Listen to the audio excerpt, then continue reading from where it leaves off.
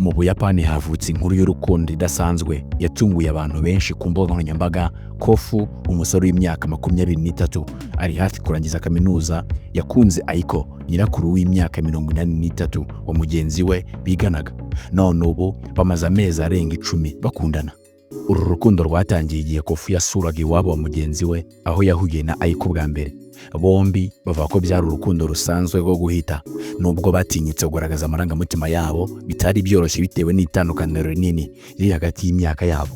Uyu mukecuru Aiko wari warashatse inshuro ebyiri, afite umwana w'umuhungu n'umukobwa n'abuzukuru 5.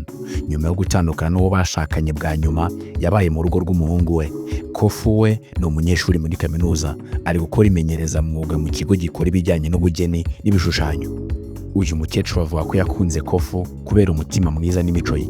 Agira ati, Kofu arya neza, ni umuntu ugira ubwitonzi bwinshi, sinigeze mbona umusore ufite ubuzima n'ingufu nk'izo, byantwaye umutima. Nubwo bakundanye, bombi babanje kubisha kubera gutinya abantu n'imiryango yabo bazabibona, ariko ibintu byaje guhindura isura ubwo umwuzukuru wa Aiko yari yateguye urugendo rujya i Disneyland. Uyu mukecuru akaza kuruhagarika ku munota wa nyuma kugira ngo asigare na Kofu. Nyuma yaho urukundo rwabo rwarushijeho gukomera, maze bafata icyemezo cyo kubana, nubwo batatangaje urugo rwabo babayemo. Icyatunguye benshi ni uko nyuma y'uko iyi nkuru imenyekanye, imiryango yabo yarabyemeye ndetse n'abashyigikira.